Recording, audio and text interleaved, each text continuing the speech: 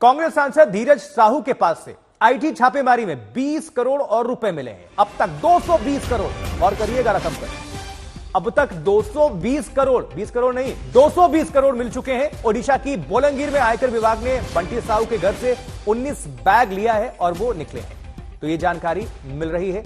जैसे जैसे और नोटों की गिनती हो रही है, कैश की संख्या, उसके आंकड़े बढ़ते जा रहे हैं। 20 करोड़ और जोड़ लीजिए, पहले 200 करोड़ की जानकारी थी, अब यह रकम बढ़कर 220 करोड़ हो चुके हैं। भारतीय जनता पार्टी के लीडर्स कह रहे हैं, निशिकांत दुबे कह रहे हैं कि ये अभी 300 करोड़ तक का आंकड़ा पहुंचेगा। तो कांग्रेस सांसद धीरज साहू के पास से और रुपए मिले हैं। रांची से हमारे साथ हमारे सहयोगी सत्यजीत जुड़ चुके हैं। सत्यजीत, 220 करोड़ की बरामदगी तो अब तक हो चुकी है, क्या ये अभी तक नोटों की गिनती चल रही है, क्या कुछ और हरकत है, सब कुछ बताइए। देखिए, यहाँ रांची आवास और लोहरदगा आवास में जो छापेमारी चल रही थी, रांची से एक टीम जो है वो वापस तो लौट गई है, लेकिन उसके हाथ में भी 3 बैग थे। अब उसके अंदर ज्वेलरी थे, कैश थे।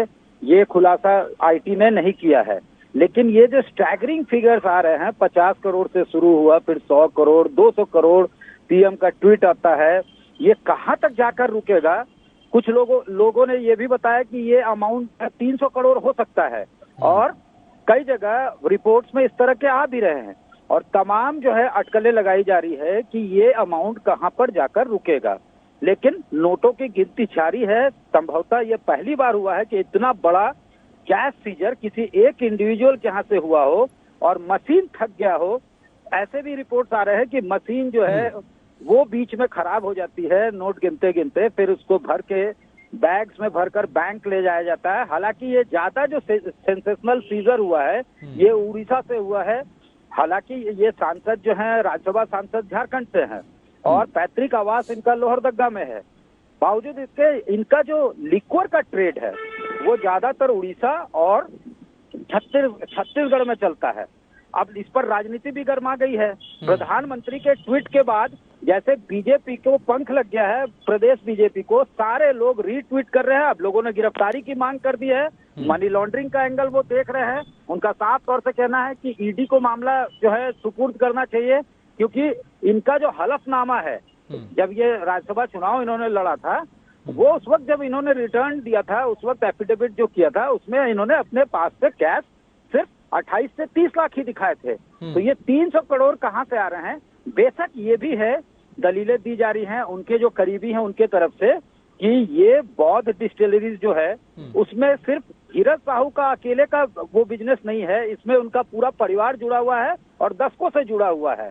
तो किसकी कितनी हिस्सेदारी है ये बात की चीज है। फिर भी बैंक्स बने हुए हैं, तमाम जो है इंस्टीट्यूशंस बने हुए हैं, घर में कोई कहाँ कैश रखता है? इतना कैश अगर रखेगा तो फिर इसके ऊपर इनकम टैक्स दिया हुआ है नहीं है या नहीं, अकाउंटेड है, अनअकाउंटेड है, तमाम सवाल उठेंगे। और इसी को लेकर प्रधानमंत्री ने ये कहा है कि ये हरे हरे नोट है और ये देखिए किस तरह से सीज होते हैं, और दूसरी तरफ जो है भाषण भी दिया जाता है, ईमानदारी का पाठ भी इनके द्वारा पढ़ाया जाता है।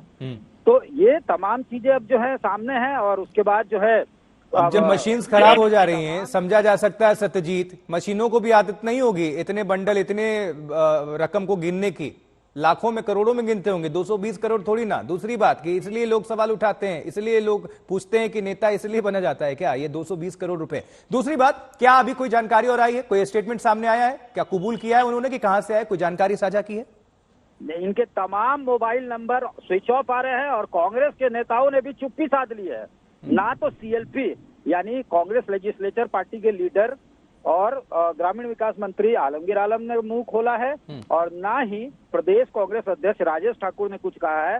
राजेश ठाकुर कह रहे हैं कि आपको जो छापना है 300 करोड़, 400 करोड़, 1000 करोड़, आप छापते रहिए, बोलते रहिए। जब तक कोई ऑफिशियल स्टेटमेंट इनकम टैक्स का नहीं आता है, कुछ भी बयानबाजी। और ये भी कहा गया है कि आखिर ये पीएम के द्वारा जो ट्वीट किया गया है वो क्या जल्दीबाजी नहीं है, किसी अखबार के रिपोर्ट के बेसिस पे उसको ट्वीट कर देना, क्योंकि पीएम जो है एक जिम्मेवार पद है। ये तमाम बातें कांग्रेस के तरफ से नोट दिख रहे हैं तो उन्हीं के यहाँ से तो पकड़े गए हैं ना, वो तो दिख ही रहे हैं, वीडियो भी आ रहा है, सब कुछ न्यूज में, और हम दिखा भी रहे हैं, सब कुछ आ रहा है, तो वो तो ऑथेंटिक है ना, या ये फेक खबर है?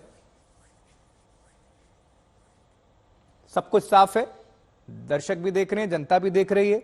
और आम जनता एक सिलेंडर खरीदने के लिए जूझती है, लेकिन 220 करोड़ रुपए अभी ये तो गिनती जारी है, हो सकता है अभी बहुत इसमें इजाफा हो।